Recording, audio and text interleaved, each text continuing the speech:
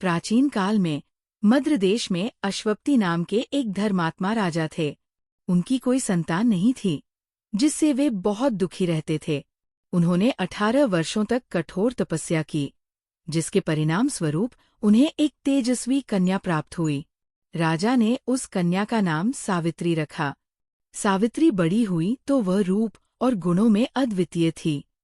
जब वो विवाह योग्य हुई तो राजा अश्वपति ने उसे अपना वर स्वयं चुनने की अनुमति दी। सावित्री अनेक देशों में घूमी और अंततः उसे सत्यवान नामक एक युवक पसंद आया। सत्यवान एक धर्मात्मा और सत्यनिष्ठ राजकुमार था, लेकिन उसका भाग्य अल्पायु था।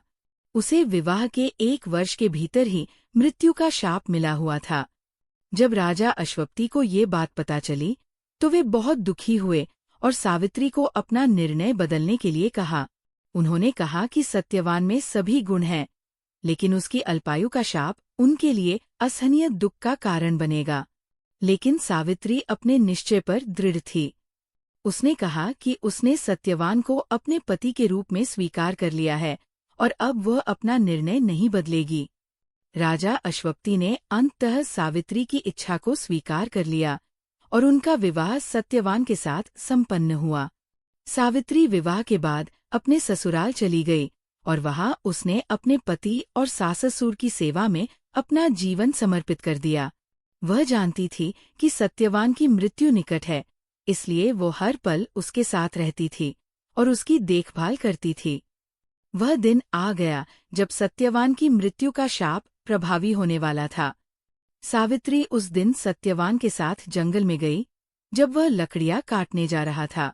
अचानक सत्यवान के सिर में तेज दर्द हुआ और वह पेड़ के नीचे गिर पड़ा। सावित्री ने सत्यवान का सिर अपनी गोद में रख लिया। तभी उसने एक भयानक आकृति को आते देखा। वह यमराज थे, मृत्यु के देवता।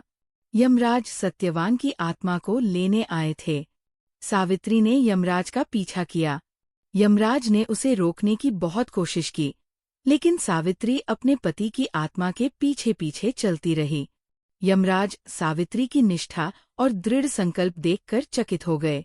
अंततः यमराज ने सावित्री से कहा कि वो सत्यवान के जीवन के बदले कोई भी 3 वरदान मांग सकती है, लेकिन वो सत्यवान का जीवन वापस नहीं दे सकते। सावित्री ने बुद्धिमानी से 3 वरदान मांगे। उसने अपने अंधे सास-ससुर की आंखों की रोशनी वापस मांगी। उसने अपने ससुर का खोया हुआ राज्य वापस मांगा। उसने स्वयं के लिए पुत्रवती होने का वरदान मांगा। यमराज ने तीनों वरदान दे दिए। सावित्री ने कहा कि वह एक पतिव्रता पत्नी है और अपने पति के बिना पुत्रवती नहीं हो सकती। इस प्रकार यमराज अप्रत्यक्ष रूप से सत्यवान का जीवन वापस देने के लिए मजबूर हो गए। सत्यवान जीवित हो उठा और सावित्री की निष्ठा और बुद्धिमानी की पूरे ब्रह्मांड में प्रशंसा हुई।